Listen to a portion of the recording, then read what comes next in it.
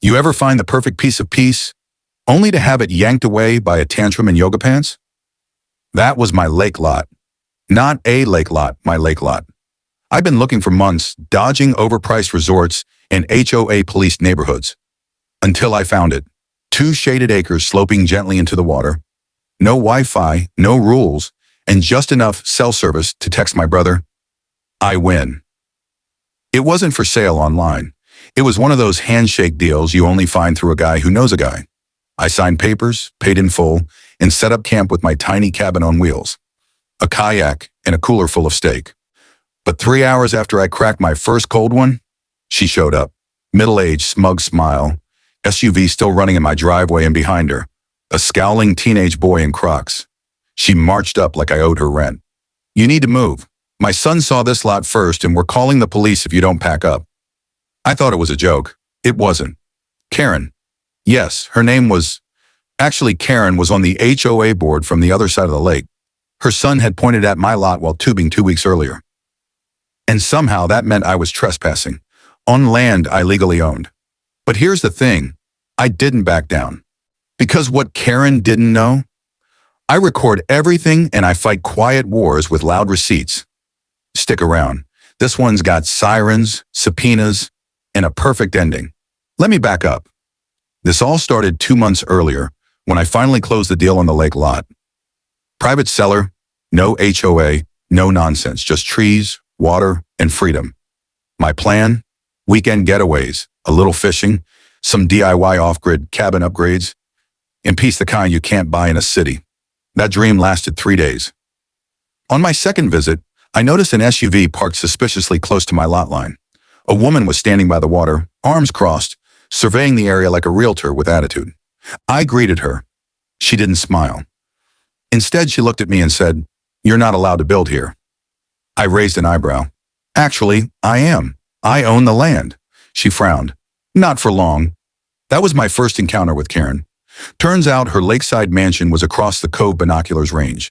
Her name was Karen Mitchell, vice president of the Clearwater Shores HOA, a separate neighborhood with its own set of rules. Rules that didn't apply to me. Didn't stop her from trying. The next week, I found a bright orange violation notice duct taped to my trailer. Unregistered dwelling, HOA Code 4.2a, with a $500 penalty and a demand to remove non-permitted structures. Funny thing, I wasn't in her jurisdiction. But Karen didn't like being told no, so she escalated. She started sending emails, which I still don't know how she got, accusing me of environmental disturbance, noise pollution, and, my favorite, visual obstruction. One time I had music playing on a Bluetooth speaker. Her email that night read, "Your bass is disrupting native loon mating habits." I couldn't make this stuff up. And then came the petty moves. Her son riding his jet ski dangerously close to my dock. HOA flyers mysteriously left on my truck windshield. An anonymous complaint to the county about illegal camping. And just when I thought it couldn't get weirder, she cornered me in my own driveway with her phone in hand, demanding I vacate the lot because, and I quote, "My son pointed at this lot last summer and said he liked it. That makes it his." I laughed, out loud. Big mistake. That night, I caught them walking the perimeter of my property with flashlights. So I installed cameras, signs, filed a quiet title check. I stayed calm.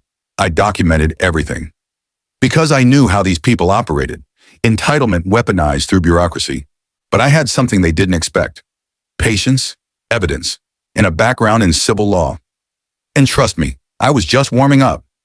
Because that driveway confrontation, that was just the beginning. Karen wasn't just persistent, she was obsessed. The week after she threatened me in my own driveway, I came back from a supply run to find 2 sheriff's deputies waiting at my gate. Apparently, someone had reported a suspicious squatter with weapons on private property. That squatter was me. And those weapons? A hatchet and a fishing rod leaning against my firewood pile. The officers were polite, even a little embarrassed once I showed them my deed and registration. They apologized, told me to keep everything documented, and left. Karen watched from her deck across the water, arms folded like a villain in a low-budget soap opera. But she wasn't done. That weekend, my kayak mysteriously went missing. 2 days later, I found it upside down in the reeds on the far side of the lake, with 3 holes drilled in the hull. Then came the noise war. Every time I showed up, her son, I call him Mini Karen, would rev his jet ski back and forth in front of my cove for hours. Not skiing, not fishing, just making waves. Literally. Sometimes he'd blare dubstep through waterproof speakers just to disrupt my mornings. And one morning, I found a dead fish nailed to a tree on the edge of my lot. No note, just the message. You'd think I'd lose it. But here's the thing. Karen was trying to make me snap to react, to violate something, to give her ammo. I didn't. I built a logbook. Every incident, date, time, photos, screenshots, timestamps from my security cams, all backed up in a cloud folder called Karen Case File. She tried getting the county involved again, this time with a zoning complaint. I showed up at the hearing with a binder thicker than a college thesis and watched her face fall as the official said, "Ma'am, he's not part of your HOA. You have no authority here."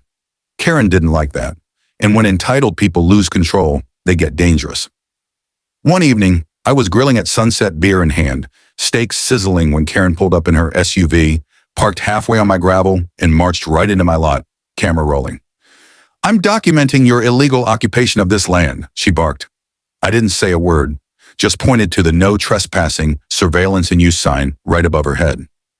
That's when she made her biggest mistake. She called 911 on speakerphone. And this time it wasn't suspicious squatter. No, she escalated to, "He's threatening me. He has weapons. He's on my property."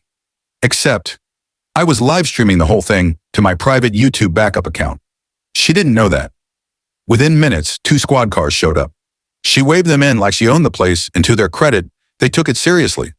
They approached me with caution until I calmly showed them my ID, deed, video feed, and the fact that Karen had just illegally trespassed, made a false report, and was now facing criminal consequences. Her face when the deputy turned to her and said, "Ma'am, you need to leave the premises," was delicious. But still, she wasn't done. A week later, I got a certified letter. Karen was suing me, claiming emotional distress, hostile squatting, and my favorite, theft of recreational opportunity. Apparently, her son was emotionally scarred by not being able to use a lot he liked first. That's when I stopped playing defense. I went full legal mode, quietly, calmly, strategically. Because the next time Karen came for me, I'd be ready with a plan so airtight, so public, and so final it would make her wish she'd never laid eyes on my little lake lot. You want poetic justice? Buckle up. Section 4 is when everything flips.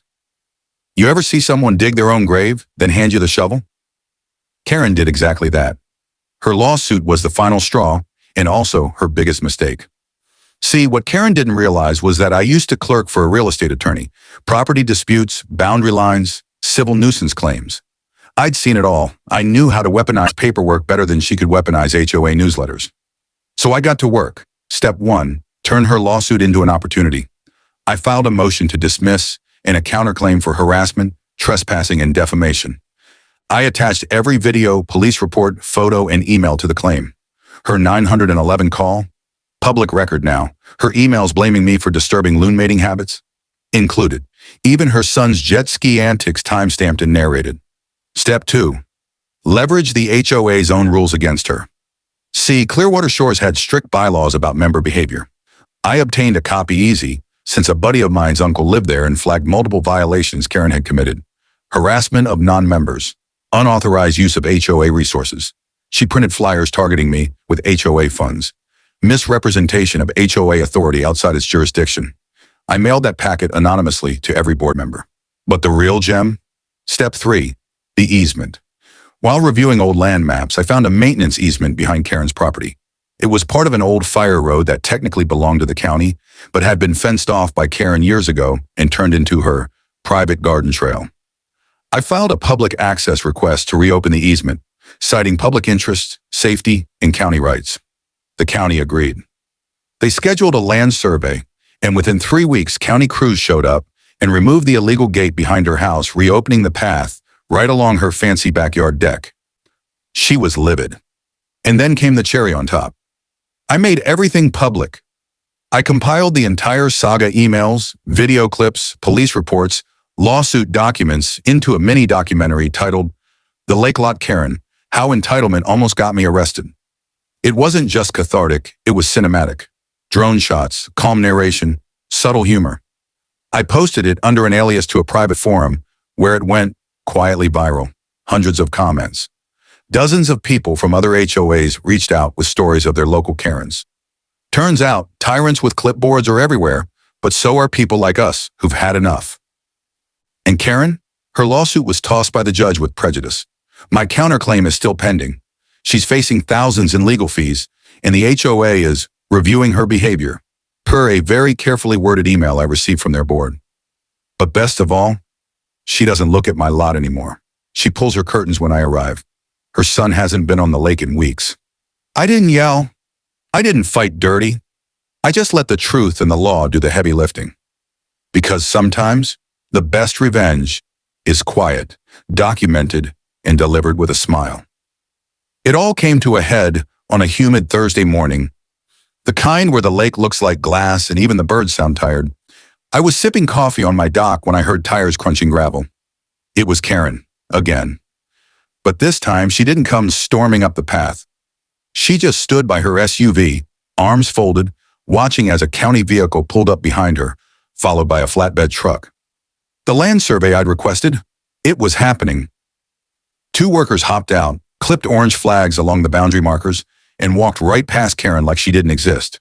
She tried to stop them, yelling that she had a pending case and ongoing emotional trauma, but they waved her off. That trail behind her house, the one she'd illegally blocked off for years, gone. The gate was taken down. Her private garden path was now a public fire access road with reflective markers and everything. Her backyard lost its exclusivity. Her koi pond view now had a hiking path cutting behind it. I didn't say a word. I just waved.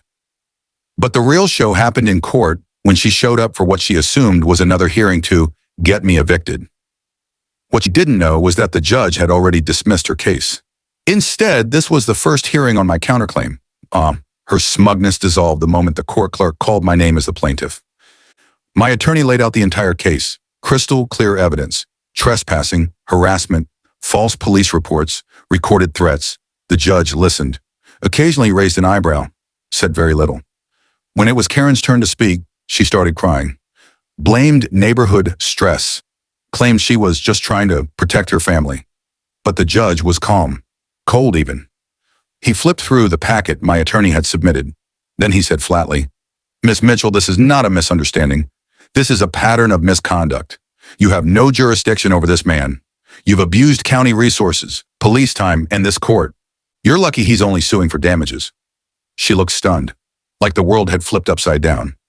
And in a way, it had.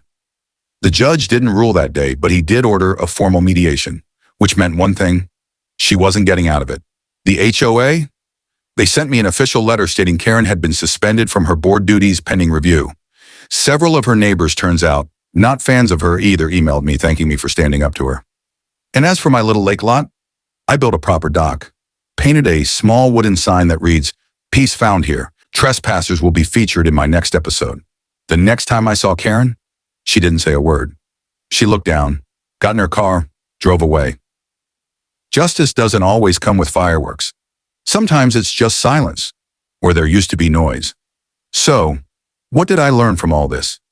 Entitlement, left unchecked, becomes delusion.